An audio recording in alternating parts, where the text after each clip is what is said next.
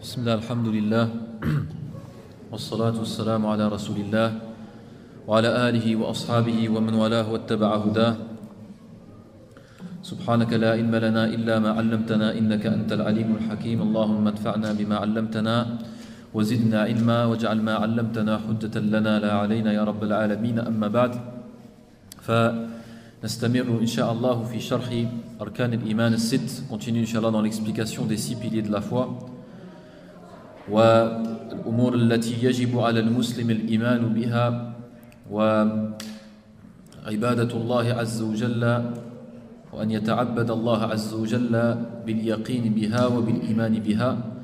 Donc avec ces 6 choses dont le musulman se doit de connaître, d'apprendre et d'en avoir la certitude dans son chemin vers Allah subhanahu wa ta'ala. وقد تكلمنا عن الإيمان بالله عز وجل. On a parlé du premier pilier. On a pu, Inch'Allah, parler avec un certain détail, tout en résumant le premier pilier de la foi qui est le pilier, la croyance en Allah subhanahu wa ta'ala, la foi en Allah qui est la base des piliers. وطبعا هذه الأركان الست, bien sûr ces 6 piliers de la foi qui sont la croyance en Allah, l'imanu billah wa malaikatihi wa kutubihi wa rusulihi wal yawmil akhir wal qadari khayrihi wa sharrih, la croyance en Allah, en ses anges, en ses livres, en ses prophètes et messagers, au jour du jugement dernier et au destin. هي ست نعم في العدد وهي ترجع إلى 3 كما قال العلماء, c'est-à-dire que ces 6 piliers de la foi, ils reviennent à 3 parmi ces 6 qui sont les 3 piliers de base. وهي الإيمان بالله والإيمان بكتب الله المنزلة والإيمان باليوم الآخر. Donc c'est regroupé entre ces 3, en fait c'est les 3 de base qui sont la croyance en Allah Azza wa Jal, la croyance aux livres révélés et la croyance au jour du jugement dernier et tout ce qui est après la mort. Donc ça en fait en découle de ces 3 les autres qui sont la croyance aux anges, la croyance aux prophètes et aux messagers et la croyance au destin. Alors on va voir aujourd'hui Inch'Allah la croyance au destin, l'imanu bil qadar, qui est en réalité la croyance qui rentre en réalité dans le chapitre des sifatillah azza wa jal, des attributs d'Allah subhanahu wa ta'ala. Na'am wa af'alillahi azza wa jal, et des actions d'Allah subhanahu wa ta'ala rentrent dedans le destin. فنتكلم اليوم إن شاء الله عن الإيمان بالقدر. Donc on va parler aujourd'hui de la croyance au destin في ثاني في الترتيب, donc en deuxièmement dans l'ordre, en suivant le parole de Sheikh et le Ibn Abi Zayd al-Qayrawani. وهو قد أردف الكلام عن القدر بعد قد أردف بالكلام القدر كلام بالله عز وجل لأن الكلام في القدر كلام في بعض صفات الله. Parce qu'on a dit le fait d'étudier la croyance au destin, ça fait partie de la science en réalité et l'étude de certains attributs d'Allah subhanahu wa ta'ala. Donc en fait, il l'a fait placer juste après la croyance en Allah azza wa jal parce que ça fait partie intégrante de la croyance en Allah azza wa jal. كما سنرى فإن الإيمان بالقدر قال النبي صلى الله عليه وسلم حينما أجاب لهذا الرجل الذي كان جبريل تمثل بهذا الرجل فقال هو أن تؤمن بالقدر خيره وشره. Donc, lorsqu'il a cité les 6 piliers de la foi, il a dit et le fait de croire au destin, avec conviction au destin, qu'il soit bon ou mauvais. فالقدر نعم هو ما قدره الله عز وجل في سابق علمه ما قدره الله عز وجل وقضاه تبارك وتعالى في سابق علمه نعم وبعد ثم كان بعد ذلك بخلقه تبارك وتعالى. C'est ce qu'Allah subhanahu wa ta'ala il a créé et ce qu'Allah subhanahu wa ta'ala a créé dans la création en fonction de ce qu'il savait déjà. Allah subhanahu wa ta'ala, sa science ilmuhu نعم كامل لكل الأشياء نعم وعلمه صفة ذاتية كان متصف بها الله سبحانه وتعالى منذ القدم. Allah subhanahu wa ta'ala il a toujours été savant et connaisseur de toutes choses. Et en fonction de sa science, c'est-à-dire que telle chose va arriver ou telle chose ne va pas arriver, les choses par la suite ont été créées par Allah subhanahu wa ta'ala en fonction de ce qu'Allah azza wa jal savait que la chose allait se passer. Mathalan, Allah subhanahu wa ta'ala, avant qu'il crée les cieux et la terre et depuis tout le temps, il savait qu'on allait se rassembler aujourd'hui pour faire ce coup. Donc cela fait partie de la science d'Allah subhanahu wa ta'ala qui est totale. Puis, Allah subhanahu wa ta'ala qaddara hadha al-amr, c'est-à-dire qu'il a fait en sorte et il a créé cet événement-là. Et il a donné à chacun d'entre nous une puissance et un pouvoir et une capacité qui lui permet de sortir de chez lui et de venir faire la prière de l'Asr. Et ensuite, par rapport comparaison à d'autres qui sont rentrés chez eux, vous, Allah subhanahu wa ta'ala a créé en vous une capacité, un pouvoir de rester à secours pour écouter. Et tout ça, ça fait partie du destin d'Allah subhanahu wa ta'ala. Et tout ça, ça correspond à la science d'Allah subhanahu wa ta'ala, c'est-à-dire qu'Allah azza wa jalla a toujours su que tout cela allait se passer dans le détail dans lequel ça va se passer. Donc, en réalité, le destin, le qadar, يتعلق ب يعني صفتين بل أكثر من صفتين لكن صفتين هي من أهم الصفات, deux attributs d'Allah azza wa jalla, en réalité même plus, même trois ou meer, c'est l'ilm, ilm Allah azza wa jalla, la science d'Allah subhanahu wa ta'ala. ثانيا المشيئة, deuxièmement la volonté. Donc ça, en fait, le destin, ça revient à trois attributs. La science, la volonté, mashi'atullah azza wa jalla wa iradatuhu al-kawniyya. Là, bien sûr, on parle de la volonté d'Allah azza wa jalla, la volonté de décret, et non pas la volonté dans le sens de l'irada, dans le sens de l'mahabba, dans le sens de l'amour et de ce qu'Allah veut, c'est-à-dire ce qu'il aime. Non, comme on va en parler, inchallah. C'est la volonté dans le sens de la volonté de décret. Le fait qu'il dise à une chose soit et elle est. Le fait qu'il veuille que cette chose se passe, qu'il veuille que cette chose se crée. Ça, c'est ce qu'on appelle l'irada al-kawniyya, la volonté divine de décret. Et enfin, sifatun hadihi sifatun dhatiyya, ça c'est partie des sifat d'Allah subhanahu wa ta'ala dhatiyya. Et ensuite, le troisième attribut, sifatu thalitha, hiya sifatul khalq. C'est l'attribut de la création. Fahadihi min sifat al-fi'liyya, ça fait partie des attributs d'action qu'Allah subhanahu wa ta'ala, fahuwa al-khallaq wa al-khaliq, c'est lui qui crée, et il crée comme il veut, quand il veut, de la façon qu'il veut. Et tout ce qui se passe dans le destin et de ce qu'Allah azza wa jalla a voulu que ça se passe et savait que ça allait se passer, la science et la volonté, Allah azza wa jalla le crée en fonction de ça. فلذلك يقول العلماء أن مراتب القدر أربعة. C'est pour ça que les savants ils disent qu'il y a 4 étapes du destin.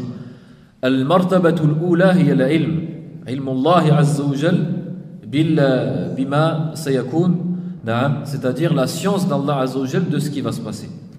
Là, c'est la première étape. علمه السابق لكل شيء. Allah azza wa jalla a toujours su que les choses vont se passer comme ça va se passer. Ça, c'est la première des choses. ثانيا, ensuite, يقولون المرتبة الثانية, المرتبة الثانية هي المشيئة. C'est la volonté. La volonté, c'est-à-dire qu'Allah subhanahu wa ta'ala, il sait que la chose va se passer et ensuite il veut que la chose va se passer. المشيئة. والمرتبة الثالثة من مراتب القدر فكتبنا عفوا العلم قبل المشيئة عفوا, donc la science, ensuite al-kitaba, l'écriture, c'est-à-dire qu'Allah subhanahu wa ta'ala, il écrit azza wa jalla et il a ordonné al-qalam, à la plume, d'écrire fil lawh al-mahfouz, dans les feuillets gardés auprès d'Allah subhanahu wa ta'ala, ma huwa ka'inun ila yawm al-qiyamah, tout ce qui va se passer jusqu'au jour de la résurrection. Donc al-ilm, la science, ensuite al-kitab, ensuite l'écriture. فالله عز وجل يكتب في الألواح كما كتب بيمينه جل جلاله في الألواح التي أنزلها على موسى عليه السلام وهي التوراة. Concernant la Torah par exemple, Allah subhanahu wa ta'ala a écrit de sa main, Jalla Jalal, on n'a pas le droit de s'imaginer ni de se représenter, ولكن كما جاء في الحديث نعم هذه التوراة, la Torah qu'il a révélée sur Moussa عليه السلام. وكما يقول الله عز وجل يمحو الله ما يشاء ويثبت وعنده أم الكتاب. Donc il a ordonné al-qalam, la plume, d'écrire sur lawh al-mahfouz tout ce qui va se passer jusqu'au jour de la résurrection. هذه الكتابة على وفق علمه. طبعا tout ce qui a été écrit dans le destin, c'est en fonction de ce qu'Allah azza wa jalla bien sûr connaissait et savait. Allah azza wa jalla connaît tout, mais de ce qu'il savait, ce qui allait se passer. طبعا. Ensuite, al-martabatu thalitha, la troisième étape, hiya al-mashi'a kama qulna wal irada, c'est-à-dire la volonté. La volonté, comme on a dit, c'est al-mashi'a, c'est-à-dire al-iradatu al-kawniyya. Parce qu'en réalité, il y a deux sortes de irada. Ce mot dans la langue arabe, al-irada, il peut avoir deux connotations, il peut avoir deux sens. Imma an tutlaq al-irada ala al-iradati al-kawniyya, ça c'est ce qu'on veut dire, c'est-à-dire la volonté divine, c'est-à-dire la volonté de décret et de création, que quelque chose se passe, se réalise, se crée. Allah Azza wa Jal, il veut cette chose dans le sens, il veut qu'elle existe, il veut qu'elle se crée. Ça, c'est ce qu'on appelle al-irad al-kawniya et qu'on appelle aussi en arabe al-mashi'a. Al-mashi'a, qui veut dire aussi cette volonté-là, comme il est venu dans le Coran. Wa ma tasha'una illa an yasha Allah. Fama yasha'u Allahu kan. Wa ma lam yasha' lam yakun. Ce qu'Allah Azza wa Jal veut que ça existe, ça va exister. Ce qu'Allah Azza wa Jal ne veut pas, ça existe, ça n'existera pas. Là, c'est ce qu'on appelle mashi'a. Al-iradatu thaniya, la deuxième irada, la deuxième volonté qui existe concernant sifatillah Azza wa Jal, les attributs d'Allah, il y a l'iradatu shar'iyya. Et ça, on va reparler après. Et ça, c'est très important de comprendre la différence entre ces deux volontés. C'est la volonté, entre guillemets, de légifération, de législation et religieuse. C'est-à-dire l'iradatu shar'iyya bima'na al-mahabba, dans le sens de l'amour. C'est-à-dire lorsqu'on dit qu'Allah Azza wa Jal veut quelque chose dans le sens qu'il aime cette chose, il aime que cette chose existe. On va dire qu'Allah Azza wa Jal, il veut que son serviteur fasse la prière. Yuridu an yusalli abduhu mathalan. Il veut que son serviteur fasse la prière. Là, c'est dans quel sens, dans quelle volonté? C'est la volonté dans le sens de ce qu'Allah aime qu'il fasse. Mais maintenant, s'il ne fait pas la prière, Allah Azza wa Jal l'aura voulu aussi, mais pas dans cette volonté-là, qui est le fait qu'il aime qu'il ne fasse pas la prière. Non, dans le sens qu'il a voulu, le sens du décret et de la création, qu'il ne fasse pas la prière. Parce que cette chose a existé, qu'il n'a pas fait la prière, et rien ne se passe dans cet univers sans qu'Allah Azza wa Jal l'ait voulu. On va revenir là-dessus, Inch'Allah.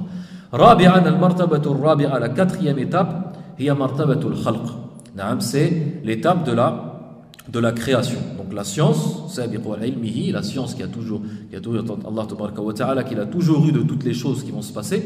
Ensuite, Allah Azza wa Jal a écrit tout ce qui va se passer jusqu'au jour de la résurrection, donc l'écriture du destin. Ensuite, au moment où Allah subhanahu wa ta'ala veut que la chose se crée et se réalise, Allah Azza wa Jal yuridu hada al-amr wa yasha'u hada al-amr. Il veut que la chose se réalise et il veut que la chose se passe. Et ensuite, juste après, la volonté, comme on avait expliqué parmi les attributs d'Allah Azza wa Jal, al-mashi'a wal al-qudra, c'est-à-dire qu'Allah Azza wa Jal, il est capable, ça c'est un autre attribut, de tout ce qu'il veut. Comme Allah Azza wa Jal a dit, innama qawluna li shay'in idha aradnahu an naqula lahu kun fayakun. Ça veut dire la chose pour Allah subhanahu wa ta'ala, c'est simple. Si Allah la veut, il dit soit et elle est. Donc son pouvoir est total. Tout ce qu'il veut, se produit. Donc à partir du moment qu'Allah Azza wa Jal veut que la chose se passe, bien sûr en fonction de sa science précédente, lorsque Allah Azza wa Jal veut que la chose se passe, yakhluquha, il la crée. Et ça c'est la quatrième étape qui est la création. Khalqu kullu ma yahsul. Donc tout ce qui se passe dans cet univers, que ce soit des choses qui n'ont rien à voir avec les êtres humains, par exemple des événements naturels, ce genre de choses, la pluie, le soleil, etc. Ou alors les actions des fils d'Adam, les actions des êtres humains, et les actions des djinns et les actions des anges, kullu dhalika min khalqillah. Tout cela fait partie de la création d'Allah subhanahu wa ta'ala. Fallah Azza wa Jal yakhluqu kulla dhalika. Allah Azza wa Jal, il crée tout ça. Tout cela fait partie de ce qu'Allah a créé. Kama qala Allah Azza wa Jal dans le Coran, wallahu khalaqakum wa ma ta'malun. Allah Azza wa Jal, il vous a créé et ce que vous faites. Donc nous sommes des créatures d'Allah subhanahu wa ta'ala, et nos actions, nous ce qu'on fait aussi, sont des créatures et la création d'Allah subhanahu wa ta'ala. Mafhoum? Donc ça c'est le maratib al-arba'a, les 4 étapes de al-qadar, du destin, et c'est important de les connaître. Fa'idhan hada nata'allaqu bil-qadar. Donc comme on a vu ça, le destin en réalité ça revient à, on avait dit 2, 3, même 4 attributs d'Allah subhanahu wa ta'ala, qui est l'ilm, al-kitaba, al-mashi'a wal-irada wal-khalq, d'accord, la science, l'écriture, la volonté de décret et de création, et la création, qui sont 4 attributs d'Allah subhanahu wa ta'ala. قال والإيمان بالقدر قال ابن أبي زيد أبو محمد عبد الله بن أبي زيد القيرواني رحمة الله عليه قال والإيمان بالقدر خيره وشره حلوه ومره. نعم. Le musulman se doit de croire à tout le destin, c'est-à-dire tout ce qui a été prédestiné et écrit par Allah subhanahu wa ta'ala en fonction de sa science qui allait se passer, que ce soit quelque chose de bien ou que ce soit quelque chose de mauvais. Il ne va pas croire simplement à ce qui lui arrive de bien. Quand c'est quelque chose de bien, il dit c'est Allah subhanahu wa ta'ala qui me l'a donné. Quand c'est quelque chose de mal, il dit autre chose. Ou alors l'inverse. Khayrihi wa sharrihi, hulwihi wa murrihi. Alors il y a une différence entre le khayr wa al-hulu wa al-shar wa al-murr. Ça, les ulama ils disent il y a 4 sortes de qadar. Donc après avoir parlé des 4 étapes de destin, on parle maintenant de 4 sortes de destin. أربعة أنواع من القدر ومن المقدورات. أولها القدر الخير الحلو. القدر الخير الحلو. Le premier, c'est le destin qui est un bien pour le serviteur dans l'au-delà. Ça veut dire ce qu'Allah Azza wa Jalla a prédestiné qui va arriver sur cette personne-là dans sa vie. Ça va être un bien pour son au-delà, dans sa religion. Et ça va être aussi un bien dans le sens que ça va être pour lui quelque chose de bien dans cette vie. Ça va être quelque chose qui n'est pas difficile à vivre. Mathalan, par exemple, نقول ما يحصل للمؤمن, ce qui lui arrive aux croyants par exemple, de choses bien, par exemple l'iman billahi azza wa jal wa salat wa l'ibadati salihah, par exemple les bonnes actions qu'Allah subhanahu wa ta'ala décrète et prédestine pour l'être humain, pour le musulman, d'accord. Donc tout ça c'est un bien pour lui dans l'au-delà et c'est un bien pour lui aussi dans cette vie. C'est bien pour lui aussi dans cette vie parce qu'il n'a pas de mal dans le fait de faire sa prière, de faire du jeûne, ça lui engendre pas du mal, c'est pas quelque chose de difficile à faire.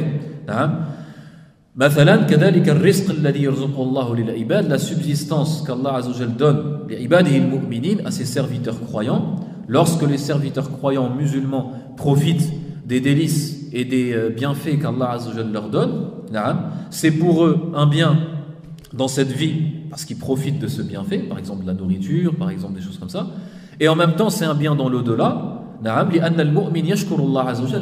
parce que le musulman il remercie Allah Azza wa Jal de ses bienfaits. C'est pour ça que le prophète sallallahu alayhi wa sallam dit dans le hadith sahih, عجبا لأمر المؤمن إن أمره كله له خير إن أمره كله له خير إن أصابته ضراء صبر فكان خيرا له وإن أصابته سراء شكر فكان خيرا له وليس ذلك إلا للمؤمن. Le prophète dans le hadith sahih il a dit l'affaire du croyant est incroyable. En quoi elle est incroyable l'affaire du croyant? Le croyant et ce qui lui arrive dans cette vie, tout ce qui peut arriver dans cette vie sera un bien pour lui. Si c'est un bien, il remercie Allah Azza wa Jal sur ce bien et ce bienfait, et ce sera un bien pour lui dans l'au-delà. Et s'il lui arrive un malheur, sabar, il patiente, et c'est pour lui un bien.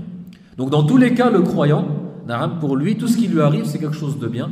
Bien sûr, s'il fait ce qu'il lui a ordonné de faire, c'est-à-dire de remercier le bienfait et de patienter lorsqu'il y a un malheur et une catastrophe. Et ça, ce n'est que pour le croyant et les musulmans. La deuxième chose, la deuxième sorte de destin qui peut arriver, après qu'on a dit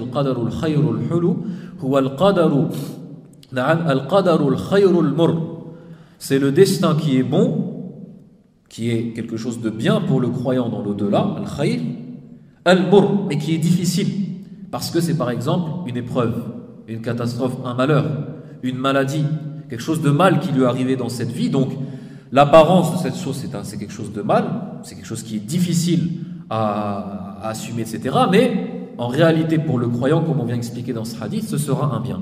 فَهُوَ قَدَرٌ نَعَمْ خَيْرٌ مُرٌ كَالْمَرَض, comme la maladie par exemple.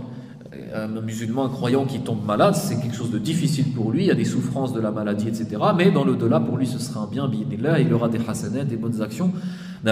Et en réalité, ce mal dans l'apparence n'est qu'un bien. N'est qu'un bien, malgré qu'il n'a qu'une apparence de mal, parce qu'il y aura takfir al-dunub, expiation des péchés, etc. النوع الثالث هو القدر الشر الحلو. القدر الشر الحلو. C'est le destin, et le sort de destin de choses qui arrivent, qui est mauvais. Donc ça c'est pour le non-musulman, pour le mécréant, qui est mauvais et en même temps qui est bon, c'est-à-dire que c'est quelque chose dont il va avoir des délices dans cette vie.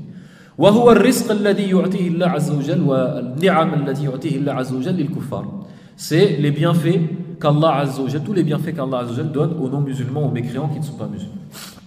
Donc il profite de ses bienfaits dans cette vie. Il a beaucoup d'argent, il a beaucoup de voitures, etc., etc. Mais en réalité, c'est un mal pour lui. Pourquoi? Parce qu'Allah Azza wa Jal yazidu lahu minan ni'am hatta yakuna alayhi niqmah. Ça veut dire qu'il lui rajoute des bienfaits pour que ce soit pour lui une punition en réalité. Pourquoi? Kama qala Allah Azza wa Jal wa umli lahum inna kaydi matin. Allah Azza wa Jal yumli, ça veut dire il le laisse. Il laisse celui qui n'est pas musulman, qui est mécréant, ou quelqu'un qui ne pense pas à Allah Azza wa Jal, quelqu'un qui a oublié Allah Azza wa Jal, quelqu'un qui désobéit à Allah subhanahu wa ta'ala, qui ne veut pas se repentir. Allah Azza wa Jal, il le laisse fi tughyanihim. Fadharhum fi tughyanihim ya'mahun. C'est-à-dire laisse-les fi tughyanihim, dans le fait de dépasser les limites, dans leur turpitude. Allah Azza wa Jal, il leur rajoute, rajoute de l'argent, il leur rajoute des biens pour qu'ils pensent, qu'en réalité il est moins faqr, que c'est quelqu'un qui a eu raison, qui a eu le droit d'avoir tout ça. Donc il continue à faire ses péchés. وأملي لهم إن كيدي متين وفي قوله تعالى سنستدرجهم من حيث لا يعلمون هذا هو وأملي لهم إن كيدي متين. C'est ce qu'on appelle l'istidraj. L'istidraj, c'est qu'Allah Azza wa Jal, en réalité, quelqu'un il fait des péchés, Allah Azza wa Jal il lui rajoute des bienfaits, de l'argent, du temps, la santé, afin qu'il profite, comme ils disent, de cette vie. حتى إذا أخذه الله عز وجل أخذ عزيز مقتدر لا يفلته. Jusqu'à qu'Allah Azza wa Jal, un jour, Allah Azza wa Jal le prend et par exemple le fait mourir ou le châtie. Et lorsqu'Allah Azza wa Jal prend quelqu'un en châtiment, il ne le rate pas, comme le prophète sallallahu alayhi wa sallam l'a dit. فإذا أخذه لم يفلت. Et pour qu'en réalité tout ce temps passé avec ce bienfait qui lui était donné, sa nourriture, cet argent, etc., tout ça c'est pour rajouter dans ses péchés. كما قال الله تعالى في سورة آل عمران ولا يحسبن الذين كفروا أنما نملي لهم خير لأنفسهم إنما نملي لهم ليزدادوا إثما ولهم عذاب مهين. إنما نملي لهم, on les laisse dans leurs péchés, dans les bienfaits, etc., la nourriture, l'argent, etc., ليزدادوا إثما, afin qu'ils rajoutent des péchés sur leurs péchés. نعم ولهم عذاب مهين. Donc في الحقيقة, en réalité, c'est une ruse qu'Allah subhanahu wa ta'ala fait contre a'da'ihi, contre ses ennemis qui lui désobéissent jour et nuit. Mais eux, وهم لا يشعرون, eux ils ne s'en rendent pas compte. فهذا هو القدر الشر الحلو. Et ensuite la quatrième sorte des destins, فهو القدر الشر المر. Ça c'est les catastrophes, les malheurs qui arrivent à des non-musulmans, à des mécréants. Donc c'est un mal pour eux dans cette vie, parce que c'est une maladie, c'est un accident, c'est une catastrophe qui est arrivée, un accident d'avion, etc., des morts. Et c'est un mal aussi pour eux dans l'au-delà. لأن الله عز وجل يعجلهم بها إلى جهنم وبهذا إلى جهنم. Parce qu'Allah Azza wa Jal, par ces catastrophes, par ces morts, ou alors par ces maladies, ou par ces accidents, en réalité, Allah subhanahu wa ta'ala les précipite vers l'enfer. Donc c'est un mal des deux côtés. Donc ça, c'est les quatre sortes de destins. C'est pour ça que Mu'allif il a dit Al-imanu bil qadari khayrihi wa sharrihi hulwihi wa murrihi. Ces quatre sortes des destins. Donc tout cela, tout ce qu'on a cité comme sorte de destin, à part cela résumer tous les sortes de destin, tout cela fait partie du destin d'Allah Azza wa Jal, qu'Allah Azza wa Jal a toujours su et qu'il a écrit, et le musulman se doit de croire en tout cela. C'est-à-dire que tout ce qui se passe de ce genre de destin est écrit par Allah Azza wa Jal, a été voulu par Allah subhanahu wa ta'ala, et si Allah ne le voulait pas, ça ne serait pas passé. طيب. قال وكل ذلك قد قدره الله ربنا. Comme on a dit, Allah Azza wa Jal, il a créé donc toutes ces choses, il les a destinées, toutes ces choses-là. وَمَقَادِيرُ الْأُمُورِ بِيَدِهِ وَمَصْدَرُهَا عَنْ قَضَائِهِ. مَقَادِيرُ الْأُمُورِ, dans la prédestination de toutes les choses, sont entre ses mains. Jalla jalaluh. وَمَصْدَرُهَا عَنْ قَضَائِهِ. Et la source et la base de toutes ces choses qui se passent, c'est-à-dire tout ce qui existe en réalité, toute cette création qui existe, que ce soit des créatures ou que ce soit leurs actions, sont en fonction de la décision d'Allah subhanahu wa ta'ala. Wal-qada wal-qadar, ces deux mots, ils ont mutaradifan, c'est des mots qui sont assez proches. Ils sont assez proches dans leur sens, que ce soit al-qada ou al-qadar. Ba'd al-ulama, ils donnent le sens dans le qada, ils donnent le sens de al-khalq, et le sens de al-qadar, le sens de l'irada wal-mashi'a, bil-ilm as-sabiq. Certains ils donnent un des deux, le qada par exemple le sens de la création, et le qadar le sens de la prédestination et du fait d'avoir décidé, qu'Allah a décidé de quelque chose va se passer en fonction de sa science. Et d'autres savants ils inversent, ils disent que le qadar le qada, c'est cette prédestination et cette décision d'Allah Azza wa Jal, et le qadar, c'est la création. Al-muhim, ces deux sens sont à peu près synonymes. قال علم كل شيء قبل كونه فجرى على قدره. Comme on a expliqué, la première de ces étapes du destin, c'est la science. علم كل شيء قبل كونه, avant qu'elle se passe, donc avant que toute chose se passe et se crée, Allah la connaissait. فجرى على قدره وقدره. Donc cette chose ensuite, lorsqu'elle a été créée, c'est en fonction de la science d'Allah subhanahu wa ta'ala. Rien ne peut sortir de la science d'Allah. Rien ne peut sortir de la science d'Allah Azza wa Jal. Donc ça se passe exactement comme Allah Azza wa Jal l'a voulu et le connaissait. قال لا يكون من عباده قول ولا عمل إلا وقد قضاه وسبق علمه به. لا يكون من عباده, rien de choses qui se réalisent et que les serviteurs réalisent, que les créatures réalisent ou font, que ce soit une parole ou une action, ne se passe sans qu'Allah subhanahu wa ta'ala ne l'ait décidé et ne l'ait créé, donc dans le sens de l'qada, wa sabaqa ilmuhu bihi, et que sa science soit précédente de tout ça. C'est-à-dire qu'Allah Azza wa Jalla déjà connaissait déjà tout ce qui allait se passer. Ala ya'lamu man khalaqa wa huwa al-latiful khabir. Donc ça c'est dans l'ayat de sourate al-Mulk. Ala ya'lamu man khalaqa wa huwa al-latiful khabir. C'est-à-dire celui qui a créé ne connaîtrait pas la chose qu'il a créée. Celui qui connaît mieux la créature est le créateur. Ala ya'lamu man khalaq wa huwa al-latiful khabir. Yudillu man yasha'u fayakhdhuluhu bi'adlihi. Ah, c'est très important. Wa yahdi man yasha'u fayuwaffiquhu bifadlihi. Petite phrase. On avait dit Cheikh Ibn Abi Zayd, lui, il fait partie des salaf min hadhihi al-umma. Lorsqu'ils écrivent, ces gens-là, lorsqu'ils écrivent, ils écrivent pas pour rien. Il faut bien comprendre que lorsqu'on a des livres des savants, on a beaucoup de livres, c'est pas des gens qui écrivaient pour rien, ils perdaient pas leur temps. Déjà, c'était des gens qui remplissaient leur temps de l'ibada, de l'adoration d'Allah subhanahu wa ta'ala. Ils perdaient pas leur temps. Donc lorsqu'ils écrivaient, c'était pas pour dire n'importe quoi. Lorsqu'ils écrivaient, ils écrivaient des livres résumés, mais qui englobent beaucoup de sens. Et c'est pour ça, quand tu compares les œuvres des mutaqaddimin, des anciens savants, et les œuvres des savants récents, par exemple les contemporains, tu vois la différence qui est énorme. Pourquoi ? Parce qu'ils ne vivaient pas dans la même époque. Ils ne vivaient pas dans la même époque. Donc à cette époque-là, des mutaqaddimin, des anciens savants, les gens, ils n'avaient pas besoin de beaucoup d'explications. Et les phrases, elles étaient courtes, elles étaient simples, et elles étaient résumées. Et ça rassemblait beaucoup de sagesse, parce que les gens, ils n'avaient pas encore toutes ces passions, tout ce mal dans leur cœur, etc.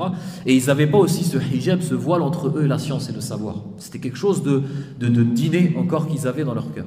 Maintenant, c'est beaucoup trop compliqué, donc les savants, ils sont obligés d'expliquer, de rentrer dans l'état facile, d'expliquer le plus possible pour que ce soit le plus simple possible. Et c'est pour ça que toi, en tant que musulman vivant dans cette époque, lorsque tu retournes dans les œuvres des anciens savants, tu comprends rien. Pourquoi ? Parce que eux, c'était quelque chose de simple, mais résumé. Et toi, tu as besoin de tafasil, tu as besoin de détails. Parce qu'en réalité, notre ignorance, elle est très très grande. On a besoin de tout réapprendre. Eux, c'est ces savants-là, et ces gens à l'époque, ils connaissaient déjà pas mal de choses.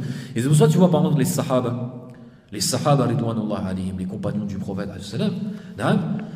ils ne connaissaient pas toutes les sciences que connaissaient les savants qui ont eu plus tard, par exemple, les Ahlul Kalam, etc., qui sont rentrés dans toutes les sciences, quelquefois trop compliquées, quelquefois ils sont rentrés même dans la philosophie, quelquefois ils sont rentrés dans des détails. Les Sahaba, ils avaient une science qui était simple, mais qui était utile. Une simple, mais utile. Et leur science, en réalité, tu penses qu'elle est simple, mais en réalité, tout ce que tu connais, toi, ils le connaissent. Sauf qu'ils le résument d'une façon très très simple. Ils le résument d'une façon très très simple, et voilà, ça prend le moins de temps possible. Maintenant, c'est différent. Et donc, on voit que lui-même, Jérémie disait, regardez la phrase qu'il a dit, yudillu man yasha'u fayakhdhuluhu bi'adli. Yudillu man yasha'. Allah subhanahu wa ta'ala, c'est lui qui guide et c'est lui qui égare. D'accord ? Hada fihi raddun ala man. Là, Allah, le muallif, l'auteur, il répond en fait et il réfute à quoi se croit ce qu'on appelle al-Qadariyya. Al-Qadariyya, c'est une secte de l'islam qui est apparue assez tôt, dans la communauté musulmane. Al-Qadariyya, ce sont des gens, quand on dit al-Qadariyya, isbatun ila al-Qadar, ça revient au mot qui est le Qadar, le destin.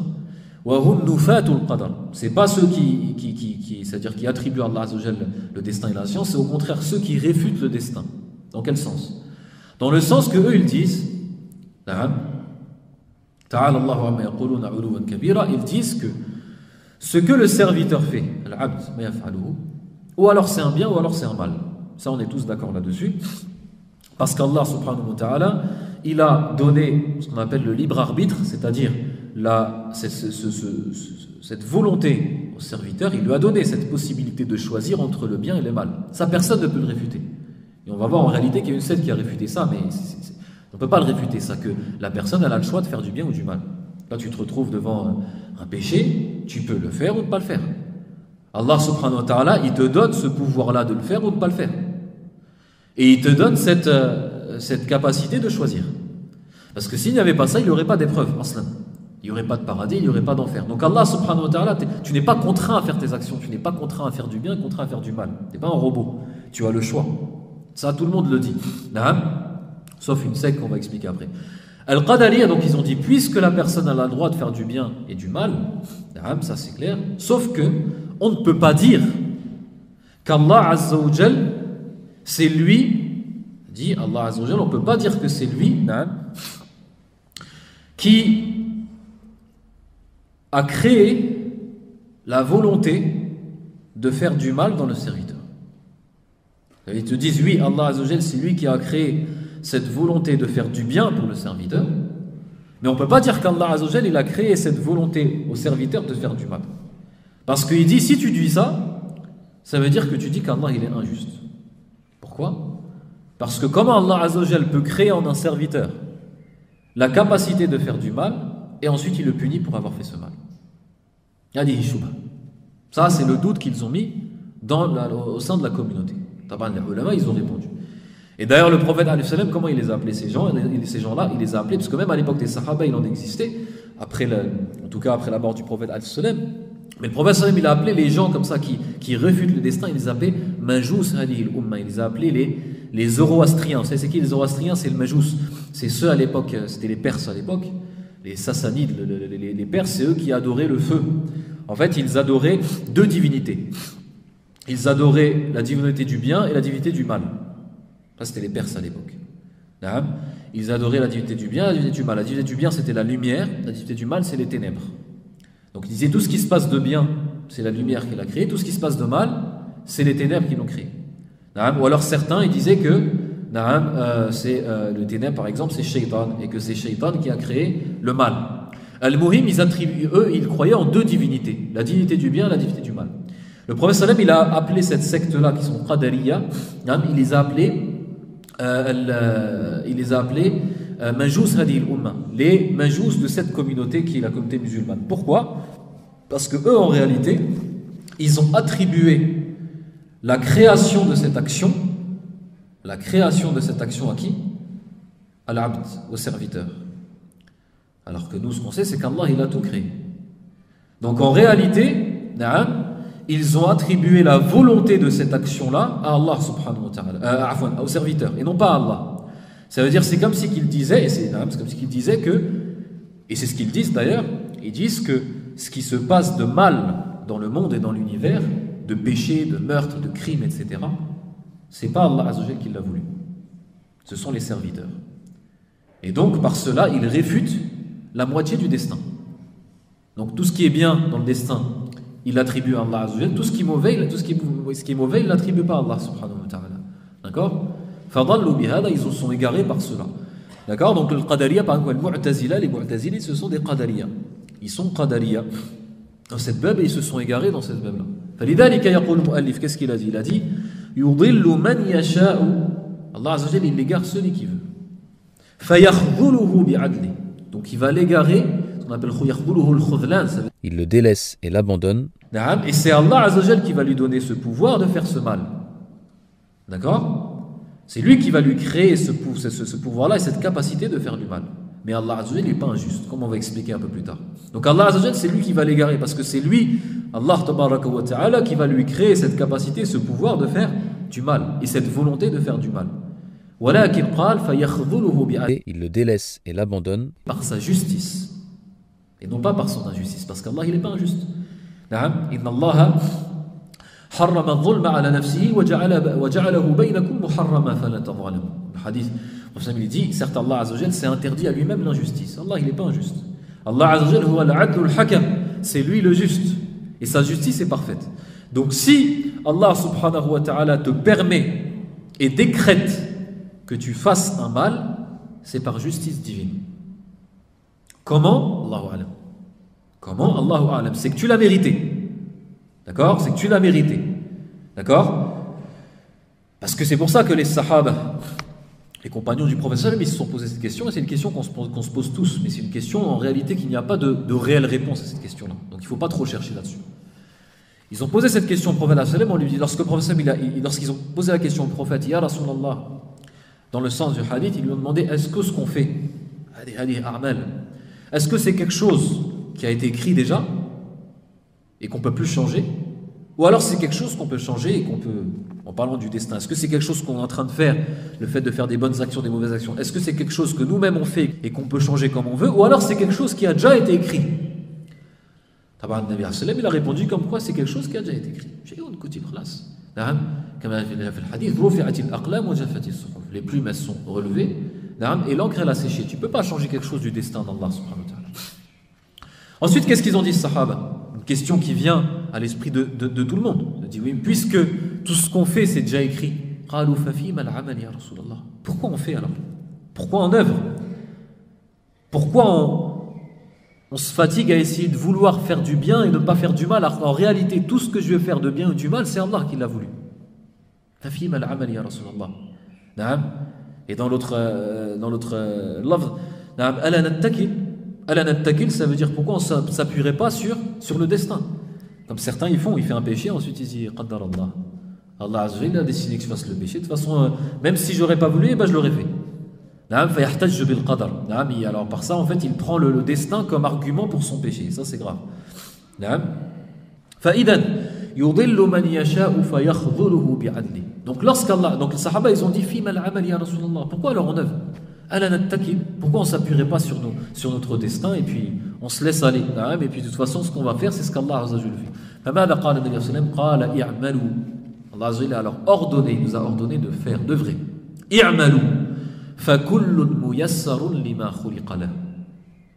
Faites et toute personne sera facilitée vers ce pourquoi il a été créé. Toute personne sera facilitée vers le chemin et dans le chemin du pourquoi il a été créé. C'est-à-dire en réalité, qu'est-ce que ça veut dire ça? Ça veut dire qu'Allah subhanahu wa ta'ala il te donne une possibilité d'action. Il te donne une volonté de faire du bien et du mal, ça il n'y a personne qui peut les réfuter. Mais lorsque tu vas choisir de faire du bien et du mal, en réalité, ton choix et ta décision, elle ne fait que suivre la décision d'Allah subhanahu wa ta'ala dans tous les cas. Ça veut dire que toi tu as une volonté, mais ta volonté suit la volonté d'Allah. Et ça c'est un mawdi' qui est mushkil fil haqiqa. C'est pour ça que c'est un sujet qui est problématique. C'est pour ça que le prophète il nous a même c'est quelque chose qui est interdit. On n'a pas le droit de réfléchir trop là-dessus parce que la raison elle s'arrête, la conscience elle ne peut plus aller plus loin.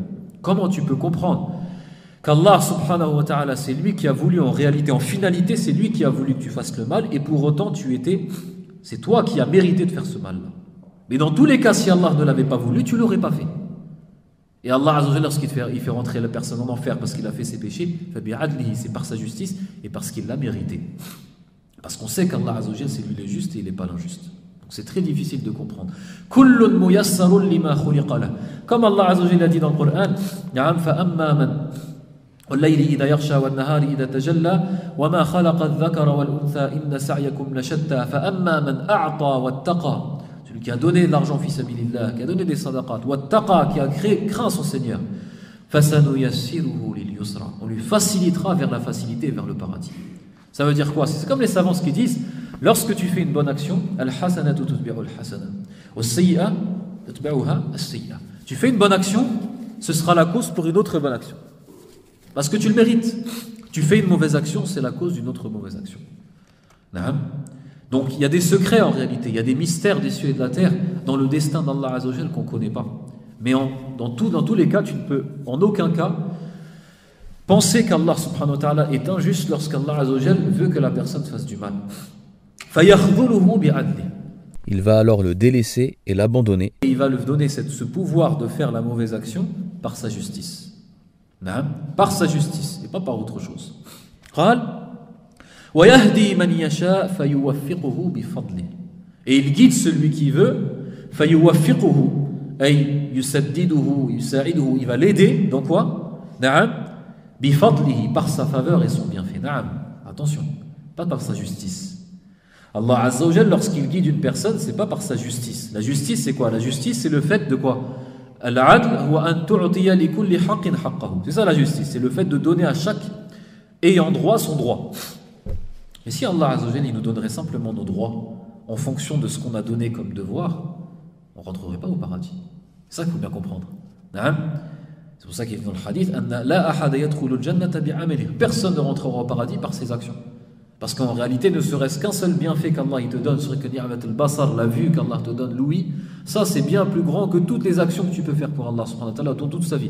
Et même si depuis que tu étais né jusqu'à ta mort, tu serais prosterné devant Allah subhanahu wa ta'ala, tout ça, ce ne serait rien devant quoi? Devant ni'mat al-basar, le bienfait de la vue qu'Allah azza wa jalla t'a donné. Donc en réalité, si Allah te guide et te fait rentrer au paradis, c'est pas par justice. Si c'était par justice, personne ne rentrerait au paradis. Donc Allah Azza wa Jalla, s'il te fait entrer au paradis, s'il te guide, c'est par sa faveur. Et par sa faveur, Allah ta'ala bifadli. C'est un cadeau qu'Allah Azza wa Jalla te fait. Yatafaddal alayka bil jannah. Parce que si vraiment Allah subhanahu wa ta'ala yawm al-qiyam, pour nous les musulmans, les croyants, si Allah Azza wa Jalla, il nous demanderait des comptes, et ce serait le mal pour le mal et le bien pour le bien, bila afu, s'il n'y avait pas de pardon, s'il n'y avait pas de mensuétude de la part d'Allah Azza wa Jalla, nahlaku ajma'in. On serait tous parmi les perdants.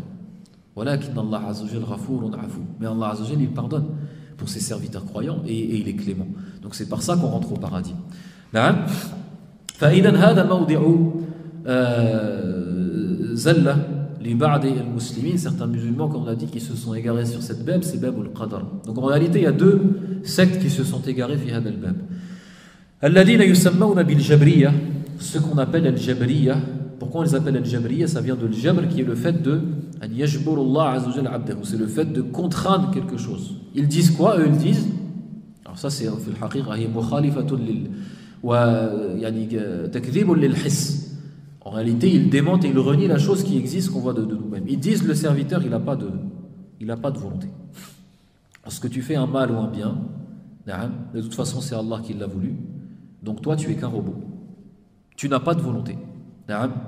Parce que tu n'as pas de volonté. Donc en réalité, ce que tu fais, et c'est pour ça que certains ils disent parmi eux, ils disent le fait de faire des péchés, c'est pas toi qui l'as fait, c'est Allah. فَيُنْسِبُونَ الْمَعَاصِي لِلَّهِ عَزَّ وَجَلَّ. Ça veut dire ces gens-là qui sont le Jabriya, certains d'eux parmi eux, ils disaient, parmi les égarés, ils disaient, lorsque la personne fait des péchés, il va voler, il va tuer, il va faire zina, etc. Et bien c'est Allah qui le fait, c'est pas lui. Et ils vont dire qu'Allah Azza wa Jalla fait des péchés. Alors que nous on dit pas ça. Nous on dit qu'Allah subhanahu wa ta'ala, il a créé ces péchés-là. Khalaqa hadihi al-ma'asi, parce qu'Allah Azza wa Jalla, il crée toutes les actions. Fa khalaqa al-a'mal, il a créé toutes les actions. D'accord? Il a créé les péchés, mais c'est pas lui qui les fait, mais c'est le serviteur qui les fait. Il y a une différence. Parce qu'Allah Azza wa Jalla, il crée tout. Huwa al-khallaq, khalaqakum wa ma ta'malun. Mais Allah Azza wa Jalla ne fait pas tout. Il y a des actions qui sont les actions d'Allah subhanahu wa ta'ala, et il y a des actions et les faits qui sont les faits du serviteur. Donc eux, c'est le Jabriya, qui sont aussi al-Jahmiya. Al-Jahmiya, ce sont des Jabriya. Al-Jahmiya, c'est une secte égarée qui avait à l'époque al-Jahmiya, nisbatan ila Jahm ibn Safwan, qui était un innovateur, un grand innovateur à l'époque. Donc le deuxième qu'on a dit, c'est le Mu'tazila qui sont Qadariya. Les Mu'tazila qui sont Qadariya, et nous fait al-Qadar, c'est-à-dire qu'eux ils disent que le fait de faire une mauvaise action, c'est le serviteur qui l'a voulu, et c'est le serviteur qui a créé cet acte-là. Donc en réalité, ils donnent à cet univers plus que deux créateurs. Donc Donc c'est même plus que les Majous, les Zoroastriens qui disent qu'il y a deux créateurs.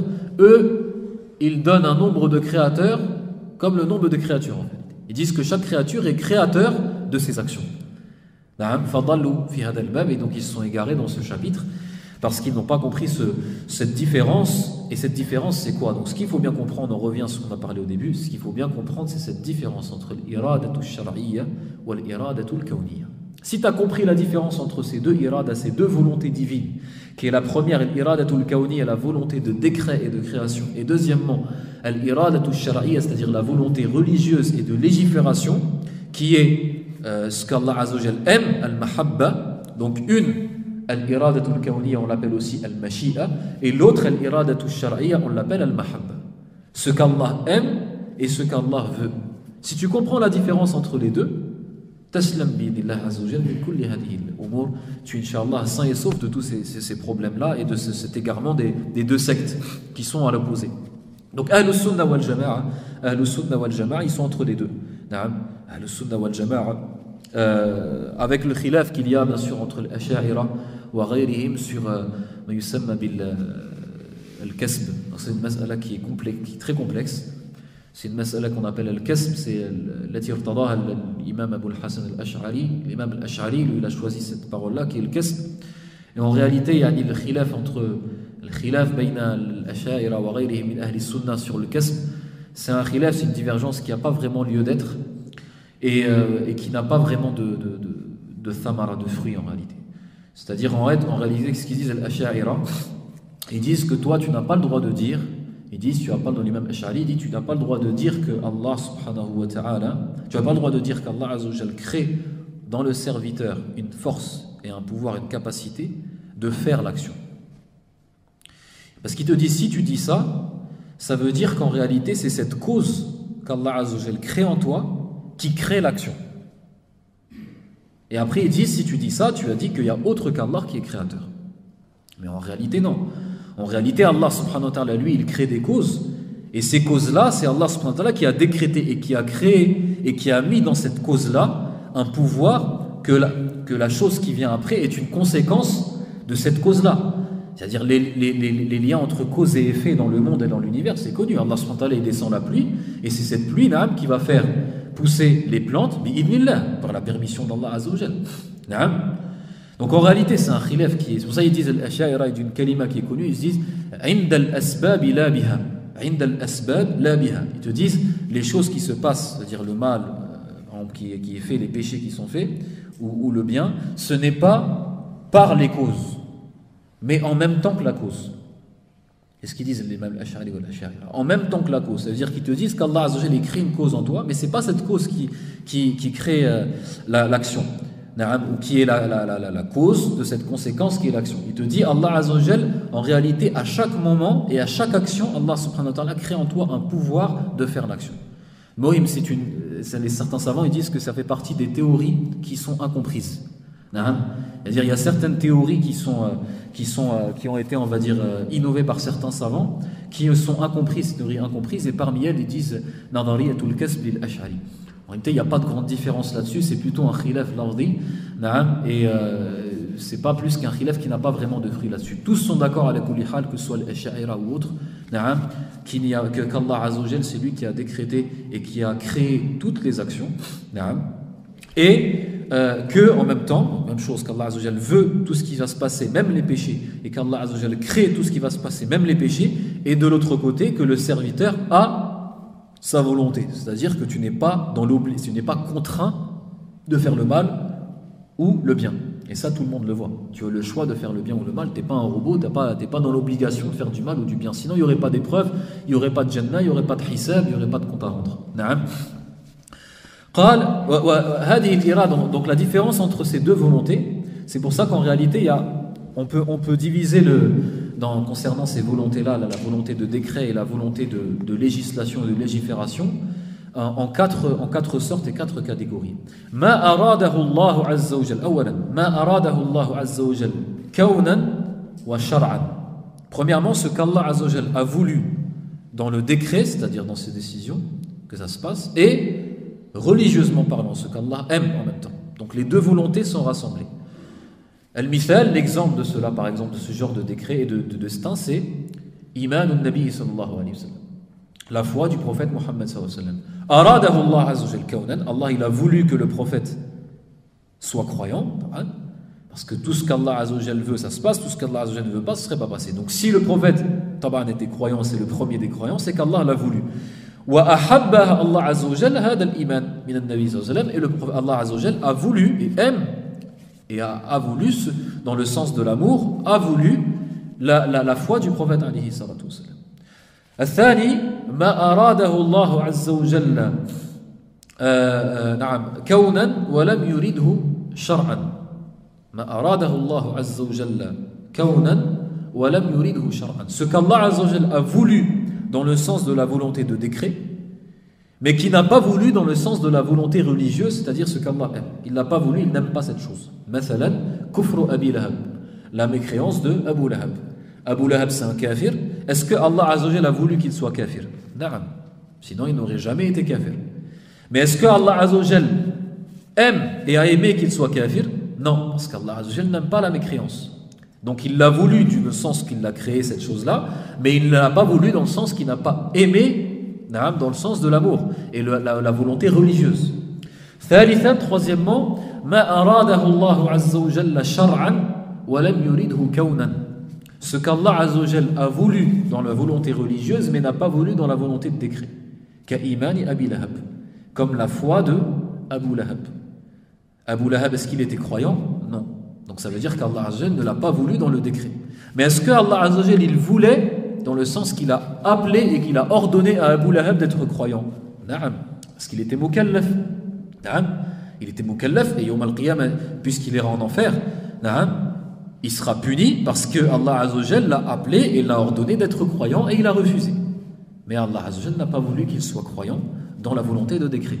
C'est pour ça qu'Allah azza wa jal, lorsqu'il a révélé Tabbat yada Abi Lahabin wa tab Ma aghna anhu maluhu wa ma kasab sayasla naran dhata lahab. Est-ce qu'Abu Lahab il était mort à ce moment-là?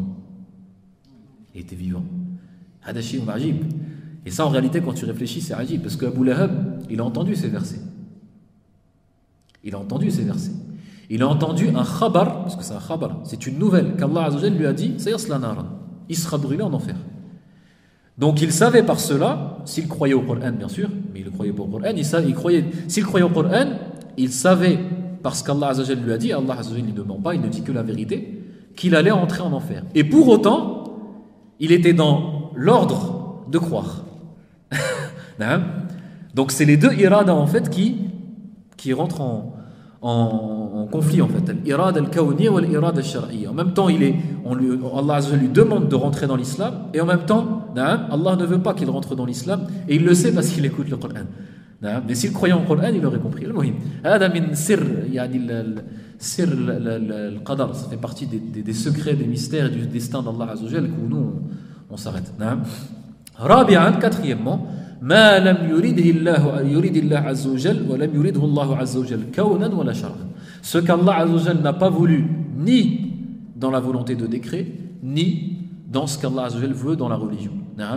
كفر النبي صلى الله عليه وسلم. L'exemple, c'est la mécréance du prophète. La mécréance du prophète, elle n'a jamais existé parce qu'Allah n'a jamais voulu qu'elle existe, et Allah azza wa jal n'a jamais voulu que le prophète soit mécréant. Donc les deux volontés sont réfutées sur cet exemple-là. Donc par rapport aux catégories, différentes catégories qu'on a expliquées, ça nous permet, Inch'Allah, de comprendre et d'avoir une vision générale de ce que c'est Al-Qadar, le destin, qui est un sujet complexe. Il faut bien comprendre que c'est un sujet complexe, et le musulman, il ne faut pas qu'il aille trop loin, parce que si tu vas trop loin, tu ne peux pas. Il y a des limites, tu ne peux pas aller plus loin. Ce qu'il faut comprendre, c'est les règles qu'on a données. C'est qu'Allah azza wa jal, tout ce qui se passe, Allah l'a voulu. Deuxièmement, c'est les trois choses en fait qu'il faut retenir. Tout ce qui se passe, ce qui est réalisé, qui existe, c'est Allah qui l'a voulu. Deuxièmement, que le serviteur, il a sa volonté de faire du bien ou du mal. Ça c'est connu. Et troisièmement, qu'Allah azza wa jal n'est pas injuste. Si tu comprends ces trois choses, taslam. قال فكل ميسر بتيسيره. إلى ما سبق من علمه وقدره من شقي أو سعيد. Comme on a dit dans le hadith, كل ميسر لما خلق له. Tout le monde est facilité vers ce quoi il a été créé. C'est quoi vers ce quoi il a été créé? Ou le paradis ou l'enfer. C'est pour ça dans le hadith Ibn Mas'ud, le hadith Ibn Mas'ud concernant l'embryon, etc., que l'ange il vient écrire quatre mots, quatre choses sur l'embryon, et parmi les choses qui sont écrites, Ashaqi ou Sa'id, ce sera écrit, est-ce que c'est pas partie des malheureux ou des bienheureux, c'est-à-dire des gens du paradis ou de l'enfer? Quand est-ce que sera écrit ça? Alors qu'il est encore dans le ventre de sa mère. Nous tous, quand on était dans le ventre de nos mères, l'ange est venu et a écrit ça sur nous. Ça veut dire que chacun d'entre nous, sa destination, elle est déjà prédestinée. Allah Azza wa Jal sait pour chacun d'entre nous qui c'est qui va rentrer au paradis ou en enfer. Sallallahu Azza wa Jal an yudkhilana al-jannah wa yaj'alana min ahliha. Et dans في آخر الحديث ماذا قال النبي صلى الله عليه وسلم؟ قال إن أحدكم لا يعمل بعمل أهل الجنة حتى لا يكون بينها وبينه إلا ذراع فيسبق عليه الكتاب فيعمل بعمل أهل النار فيدخلها. Il a dit, un d'entre vous pourra faire des actions des gens du paradis, ça veut dire des bonnes actions, des bonnes actions, des bonnes actions, jusqu'à qu'il n'y ait entre lui et le paradis qu'une coudée, la distance d'une coudée. Et à ce moment-là, ça veut dire peut-être c'est la dernière journée de sa vie, peut-être la dernière heure, il fera une action des gens de l'enfer, c'est-à-dire quelque chose qu'il fera sortir de l'islam, par exemple, ou ce genre de choses. Et il rentre en enfer. Pourquoi? Parce que Allah Azza wa Jalla avait prédestiné qu'il rentre en enfer. Donc même s'il a fait plein de bonnes actions, Allah Azza wa Jalla avait prédestiné qu'il rentre en enfer. Donc à un certain moment, yasbiqu alayhi al-kitab. C'est-à-dire l'écriture de destin va aller plus vite que lui, plus vite que ses actions. Il pensait rentrer au paradis jusqu'au bout. Là. والعكس وإن أحدكم ليعمل بعمل أهل النار حتى لا يكون بينها وبينه إلا ذراع فيسبق عليه الكتاب فيعمل بعمل أهل الجنة فيدخلها. L'un d'entre vous fera des œuvres des gens de l'enfer. C'est-à-dire c'est un kafir qui déteste la religion d'Allah, qui déteste les musulmans, il déteste l'islam, il déteste le prophète alayhi salatu wassalam, et il se convertit au début de la bataille de Uhud. C'est arrivé, il y a un sahabi comme ça, il s'est converti, même il est juste avant de sortir, il détestait le prophète. Ensuite il s'est dit, il s'est converti à l'islam, il a combattu, il n'a pas fait une seule prière, il n'a pas jeûné un seul jour. Il a combattu dans la bataille d'Uhud, il s'est fait tuer. Il a peu œuvré, mais il a été récompensé de beaucoup. Ça veut dire que cette personne-là, elle le méritait. Et n'oubliez pas, ce qu'on mérite ou ce qu'on ne mérite pas, à la base, c'est dans le cœur. Allah Azza wa Jalla, il sait ce qu'il y a dans le cœur. Il sait ce qu'il y a dans le cœur de foi ou de mécréance. Si tu mérites quelque chose, tout ça, c'est une histoire de cœur et de iman et de foi dans ton cœur. Les œuvres, en réalité, les choses extérieures, c'est que ça reflète ce qu'il y a dans le cœur. Si quelqu'un, par exemple, il fait toutes ses prières à l'heure, il craint Allah Azza wa Jal, il ne fait pas de mauvaises actions, etc., c'est parce que son cœur, il est pur, il est naqi. Si quelqu'un, par contre, c'est quelqu'un de mauvais qui fait des péchés, c'est que son cœur, il y a un problème. Donc tout ça, c'est l'histoire de cœur. Et Allah Azza wa Jal, il voit tout ce qu'il y a dans le cœur. Donc c'est pour ça, la personne, qu'il ne soit pas bizarre pour lui de se dire comment Allah Azza wa Jal, il peut... Parce que la personne, elle le mérite en fonction de ce qu'il a dans son cœur. Allah subhanahu wa ta'ala, il sait tout ce qu'il y a. Celui qui t'a créé, celui qui fait que ton cœur, il bat toutes les secondes, il peut te le faire arrêter à chaque minute, il sait ce qu'il y a dans ton cœur, il sait tout ce qu'il y a. Et même avant même qu'il te crée, il savait qui tu étais. Est-ce que tu mérites d'être au paradis? Est-ce que tu mérites d'être en enfer? Est-ce que tu es quelqu'un qui craint Allah Azza wa Jalla réellement ou pas? Pourquoi les Sahaba, ils ont dit qu'Abu Bakr radiyallahu ta'ala, Abu Bakr as-Siddiq, il était meilleur qu'eux? Et il disait bien, c'était pas par la multitude de prières ou de siyam. Il y a même peut-être des Sahaba qui faisaient même plus de prières et de siyam que Abu Bakr as-Siddiq. Mais pourquoi Abu Bakr as-Siddiq c'était lui le meilleur des Sahaba? Pour quelque chose qui était tombé dans son cœur. C'est-à-dire dans son cœur, il y a eu quelque chose qui s'est passé, qui s'est trouvé meilleur que tous les Sahaba. Donc ça, faut bien comprendre que l'important, c'est ce qu'il y a dans le cœur. Les actions, c'est simplement, ça reflète ce qu'il y a à l'intérieur. C'est simplement ce qui reflète ce qu'il y a à l'intérieur. ولذلك قال كل ميسر بتيسيره إلى ما سبق من علمه, jusqu'à ce qu'Allah Azza wa Jalla a prédestiné qu'il soit, c'est-à-dire en enfer ou au paradis. Il y a sa place, sa destination qui est déjà décrétée. وقدره من شقي أو سعيد تعالى أن يكون في ملكه ما لا يريد. Allah Azza wa Jalla est plus haut. وننزهه جل جلاله أن يكون في ملكه ما لا يريد, qu'il y ait dans son royaume, qu'il y ait dans son univers quelque chose qu'il ne veut pas que ça se passe. Comme on dit Al-Qadariya, Ou alors que quelqu'un il soit indépendant d'Allah Azza wa Jal ou du destin d'Allah Azza wa Jal, comme on dit le qadariya, c'est-à-dire que pour eux les péchés c'est pas Allah Azza wa Jal qui l'a voulu. Ou yakuna khaliqun li shay'in illa wa huwa rabbul ibadi wa rabbu a'malihim. Na'am. Ou yakuna khaliqun li shay', ou alors que quelqu'un soit le propre créateur de ses actions en dehors d'Allah subhanahu wa ta'ala. Fala khaliqa siwa Allah azza wa jalla. Il n'y a pas de créateur en dehors d'Allah subhanahu wa ta'ala. Illa huwa rabbul ibad wa rabbu a'malihim. Illa hada istithna munqati', on appelle ça un istithna munqati' parce que ça n'a pas un réel rapport avec la phrase d'avant, c'est pas une réelle exception. Qala illa, c'est-à-dire lakin, ça l'istithna munqati' c'est lorsque illa, cette préposition dans la langue arabe illa, qu'on traduit par sauf en français, c'est lorsqu'elle a le sens de lakin, cependant. D'accord, ça n'a pas un rapport avec ce qu'il y a avant. Lakin huwa rabbul ibadi wa rabbu a'malihim. C'est lui le Seigneur des serviteurs et le Seigneur de leurs actions, c'est-à-dire le créateur de tout cela. Wal muqaddiru li harakatihim wa ajalihim. Et c'est lui qui a tout prédestiné. Harakatihim, tous leurs mouvements, tout ce qui se passe. Et tout ce que tu peux penser aussi, tes pensées, c'est Allah qui les a prédestinés. Wa ajalihim, et leur délai. Chacun d'entre nous, il a son ajal, il a son délai qui est prescrit de bien ou de mal, que tu vas mourir à tel moment, etc. Al-ba'ithu rusul ilayhim iqamatu al-hujjati alayhim, ça c'est un rapport avec le rusul al-anbiya. Idhan, hada ma takallamna 'an al-qadar, donc ça c'est quelque chose qui est très important. Le musulman, il se doit de comprendre tout ça. Et lorsque le musulman, en réalité, il comprend bien cette Bible là, ce chapitre là de la foi, il en est convaincu. Ma hiya ath-thamara, quel est le fruit de tout ça? Parce que c'est ce qui nous importe, c'est le fruit. Le fruit, c'est la satisfaction. C'est rida bi qadarillah. C'est le fait d'être satisfait de tout ce qu'Allah Azza wa Jal prédestine. Parce qu'en réalité, les serviteurs, les ibad, ils ont des darajat, il y a des degrés par rapport à ce qui leur arrive, par rapport au destin d'Allah Azza wa Jal. Il y en a, wa la'iyadu billah, yatasakhatun ala ma qaddarahu Allah Azza wa Jal. Là, je parle des malheurs, je parle des masa'ib, des choses parce que les choses de bien, généralement, la personne, elle est contente. Mais quand c'est quelque chose de mal, quand c'est un malheur, une catastrophe, il y a plusieurs personnes. Il y a la personne, le premier, yatasakhat, yaghdab billah, il se met en colère contre ce qui s'est passé, et il n'est pas content de ce qui s'est passé, il se met en colère contre le destin d'Allah, wa hada muharram. Et ça, c'est interdit, et ça fait partie du kaba'ir et des grands péchés. Thaniyan, et ça, c'est le marhalatul wajiba, ça, c'est le deuxième degré qui est le degré obligatoire. C'est le fait de patienter devant le malheur qui t'arrive. Patienter, ça veut dire quoi? Patienter, ça veut dire que tu ne dis pas quelque chose qui t'est interdit de dire. Il y a eu un mort dans ta famille, par exemple, sallallahu alayhi wa sallam. Tu es triste, tu as le droit d'être triste, tu as le droit de pleurer, mais tu cries pas, tu te lamentes pas. Dans ton cœur, tu n'es pas en colère de ce qui s'est arrivé, mais tu es triste. Tasbir.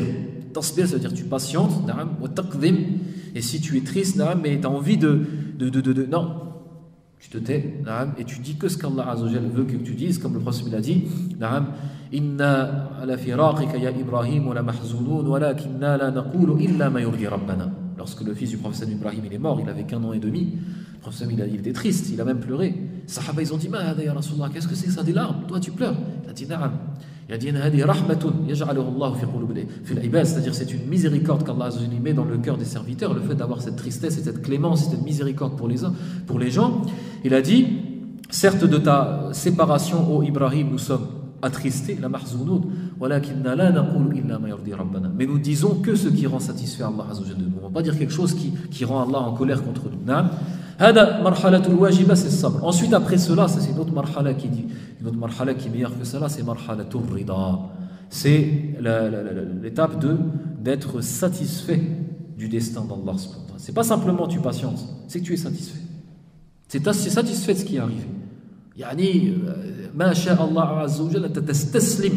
Tu es complètement soumis au destin d'Allah subhanahu wa ta'ala. Et il y a un degré qui est encore plus haut que celui-là. Le degré qui est encore plus haut que celui-là, huwa shukr. Inna min ibadillahi man idha usiba bi marad aw usiba bi musiba yushkuru Allah. C'est un degré que très très peu de gens y arrivent. C'est celui lorsqu'il est touché par un malheur ou une catastrophe, il remercie Allah. Pourquoi il remercie Allah? On va se dire, mais pourquoi il remercie Allah? Pourquoi il est malade, il remercie Allah? Pourquoi il a eu un mort dans sa famille? Pourquoi il remercie Allah? لأنه يعترف بفضل الله عليه. Parce qu'il connaît Allah et il connaît les bienfaits qu'Allah Azza wa Jalla lui donne en dehors de ce malheur-là. Urwa ibn Zubayr, le fils de Zubayr ibn al-Awwam, Urwa ibn Zubayr, il ne fait pas partie des Sahaba, il fait partie des Tabi'in, des successeurs des compagnons. Wa huwa min al-fuqaha al-Madina as-sab'a, les 7 grands juristes de Médine. Urwa ibn Zubayr, il avait une maladie qu'on appelle la gangrène. C'est-à-dire que cette maladie-là, qui est connue à l'époque surtout, quand tu as la gangrène par exemple au pied, si on ne te coupe pas le pied, après ça monte, tu risques de mourir. Il faut couper le membre. On lui a dit, il faut qu'on te coupe le pied. Les médecins, ils lui ont dit, écoute, ça va être très douloureux, on va te donner un peu de vin, tu vas boire du vin, comme ça tu ne vas pas sentir la douleur. Il a dit non. Il a dit, attendez, je rentre dans ma prière et à ce moment-là vous me coupez le pied. Et fi'lan, il est rentré dans sa prière, ils lui ont coupé le pied. Ils racontent son visage, l'expression de son visage, elle n'a pas changé quand ils ont coupé son pied, parce que c'était des gens, ils étaient concentrés. C'est pas. Et ce même Urwa ibn Zubayr, il y a quelqu'un qui, donc à un moment, on lui a annoncé la mauvaise nouvelle de la mort de son fils qui a été mangé par des fauves. À l'époque, c'est pas comme maintenant. Et lorsqu'on lui a annoncé cette nouvelle, et juste avant ou juste après, on lui avait coupé le pied, il a dit Alhamdulillah, Ashkurullah, il a dit je remercie Allah Azzawajal, je remercie, je les éloge à Allah. Ils lui ont dit comment? T'as perdu un fils, il s'est fait manger par des fauves, on t'a coupé un pied, et tu remercies Allah. Il dit Naam. Si Allah subhanahu wa ta'ala il a fait que je me coupe un pied, il m'a laissé l'autre pied. Si Allah Azzawajal il m'a pris un enfant, j'ai encore mes autres enfants. Regardez, ces gens-là, ils ne regardent pas ce qui lui est, ce qui doit, sa souffrance en fait, ils ne la regardent pas.